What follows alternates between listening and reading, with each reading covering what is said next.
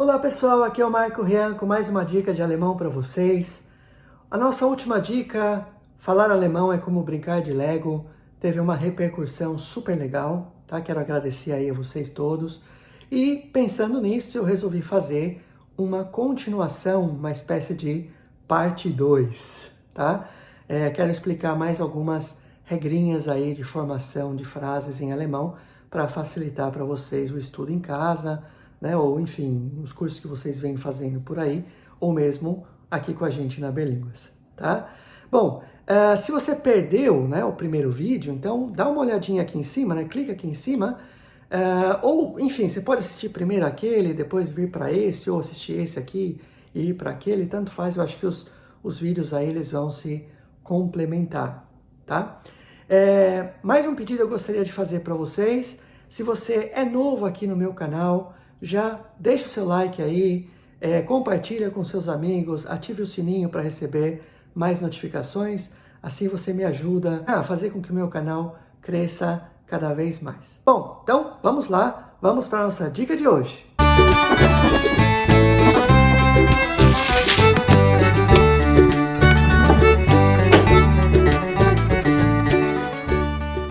Bom, no vídeo passado, eu bati muito na tecla, né, que o verbo em alemão é o elemento central, tá? Eu chamei o verbo de soll, tá bom? E os outros elementos, quer dizer, o soll se encontra normalmente na posição central, na posição de número 2 da frase, tá? E os outros elementos, quer dizer, o sujeito e o objeto, eles se encontram na posição 1 e na posição 3, mas eles podem girar ao redor do sol, tá? Então eu vou repetir um exemplo que eu dei, ich trinke Wasser, tá? Então ich é o sujeito, trinke é o verbo, posição número 2, Wasser é o objeto, posição número 3, tá? A língua permite que eu faça a inversão, então eu posso começar com Wasser trinke ich e o verbo continuou na posição de número 2, tá bom? Então, o verbo é o Sol e os outros elementos são os planetas que podem, tá, girar ao redor do Sol. Agora vejamos, nós vamos pegar aqui verbos que precisam de dois objetos, tá? Dois complementos. O complemento acusativo e o complemento dativo, tá bom?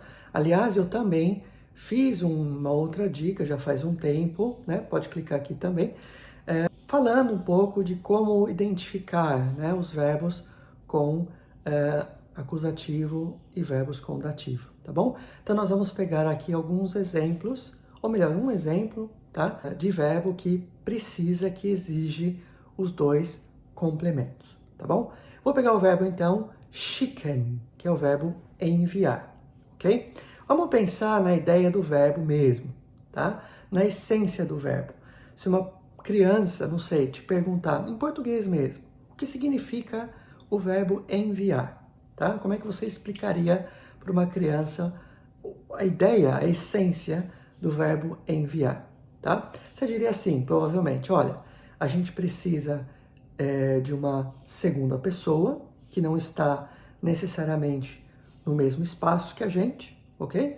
E nós temos algo que nós gostaríamos de dar para essa pessoa, mas como ela não está aqui no mesmo espaço, nós precisamos então enviar esta coisa, né, até chegar a essa pessoa. E enfim, aí pode, né, enviar pelo correio, pode enviar por e-mail, pode enviar, enfim, tá bom?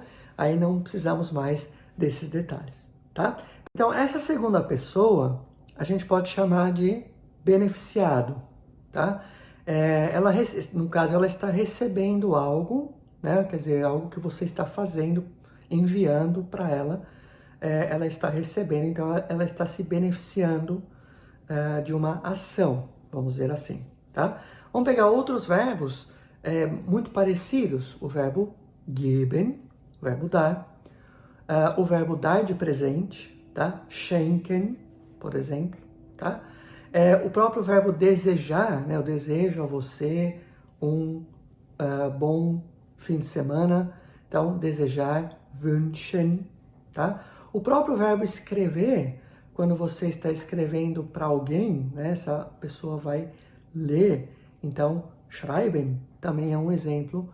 O próprio verbo comprar, kaufen, tá? Você está comprando algo para alguém, quer dizer, alguém está se beneficiando disso. Então, esse verbo kaufen também pode integrar a nossa lista, ok?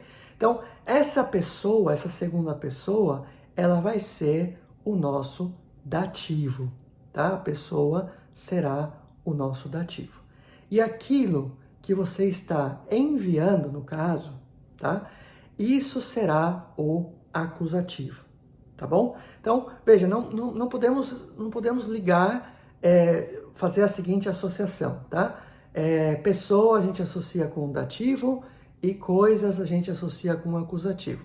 Não é assim, tá? Essa associação, ela é possível apenas com verbos que seguem esta lógica que eu estou apresentando aqui, tá? Então, nós precisamos de duas pessoas, uma está enviando, a outra está recebendo, tá bom? E aí, nós temos algo sendo enviado, e este algo é o nosso acusativo. Ok, então, na questão da construção da frase, vamos voltar um pouquinho ao que eu disse anteriormente. Né? Nós temos lá no começo, na primeira posição, o sujeito, tá? Na segunda posição, nós temos o verbo, ok? Então, o sujeito da frase, vamos chamar de Peter, tá bom? E o verbo schickt, tá bom? Peter schickt. Agora, nós teremos a pessoa, primeiramente, ok? E depois nós teremos a coisa, tá? Então, vou colocar assim, Peter schickt seinem Vater einen Brief. Então, Pedro envia ou está enviando ao seu pai uma carta, tá? Então, percebam que eu citei, né, a palavra Vater e citei também a palavra Brief. Essas duas palavras, na gramática, são chamadas de substantivos, tá bom? Então, eu coloquei dois substantivos na frase. Substantivo em alemão, a gente escreve sempre com letra maiúscula. Então, todos os substantivos em alemão são escritos com letra maiúscula, tá bom? Então, saber o que é um substantivo é importante para entender a próxima regrinha, né, de construção, de formação de frases. Por quê? Porque nós vamos trocar agora um dos substantivos, tá? Vamos pegar então o seinem Vater e vamos trocar pelo pronome pessoal, no caso dativo, tá? Então, se vocês procurarem lá na tabelinha, vocês vão encontrar o IHM, im, tá? A frase, a construção, a sequência continua sendo a mesma, tá bom? Então vamos lá. Peter schickt ihm einen Brief. Ok? Bom, agora nós vamos fazer diferente. Nós vamos trocar, vamos deixar o Vater e vamos trocar a palavra Brief pelo pronome pessoal no acusativo. Procurando lá na tabelinha, nós temos o IHN, tá? N de navio, tá bom? Então, na hora de construir a frase, o que vai acontecer? O pronome normalmente aparece antes do substantivo, do nome, tá? Então, vou repetir o exemplo anterior, né? Peter schickt ihm einen Brief. O pronome apareceu, depois apareceu o substantivo Brief. Agora eu vou inverter. Peter schickt in seinem Vater, tá? Então a gente pode fixar como regra os pronomes, né? Tanto faz no caso acusativo ou no caso dativo. Quando eles aparecerem junto com um nome, com um substantivo, o pronome sempre vai aparecer primeiro, tá bom? Ok, por fim, nós vamos substituir os dois substantivos da frase por dois pronomes pessoais, tá? Então, vamos pegar novamente a frase original, certo? Aquela com os dois substantivos. Peter schickt seinem Vater einen Brief. Trocando então agora por dois pronomes, o que vai acontecer? O pronome do caso acusativo, aquele que termina com N de navio, ele vem primeiro. E o pronome do caso dativo, aquele que é com M de Maria, ele vem depois. Tá? Então, exatamente o inverso. Ok? Peter schickt ihn ihm. Percebam nos meus lábios, tá? Peter schickt ihn ihm. Exatamente o contrário da frase original, tá?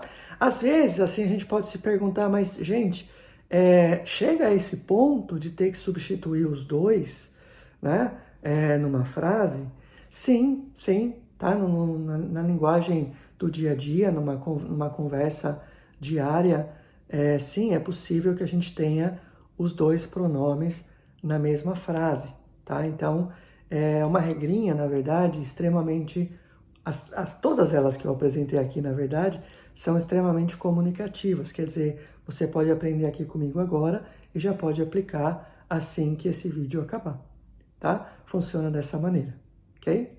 Essa dica, ou essas dicas, tanto deste vídeo quanto a dica anterior, elas servem para todos os níveis, tá? Vai lá desde o A1.1, se for pensar, até o B2.1, tá? Então, aqui na Belínguas, por exemplo, mesmo no curso B2.1, nas primeiras lições, a gente ainda fala de decamolô, a gente ainda fala de troca de substantivo por pronomes pessoais, essas coisas. Então, é um assunto que, assim, ele é um assunto que percorre, então, todos esses níveis, tá bom? E aqui na Belínguas, a gente oferece cursos, tá? Cursos ao vivo mesmo, não são aulas gravadas, são cursos com professor, com outros participantes. Normalmente, em média, as nossas turmas têm 5 alunos, tá? Tem lousa digital, a gente segue um livro, tem dever de casa, tá bom? Tem interação, atividades em grupo com outros participantes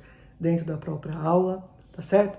E se você tiver interesse em estudar conosco, mande uma mensagem, faça um teste, a gente aplica também um teste de nivelamento gratuito, tá? Pode fazer o teste para ver exatamente qual é o seu nível no momento e se inscrevam então para os nossos cursos aí, tá? Bom, se você gostou então da minha dica, não deixe aí de clicar no joinha, tá? E de compartilhar com seus amigos, tá? Se quiser também, comente aqui o vídeo, coloque algum exemplo, né? Se você entendeu bem o conteúdo de hoje, então coloque aqui nos comentários um exemplo. Eu vou dar uma olhadinha lá, vou te dar um feedback também, tá?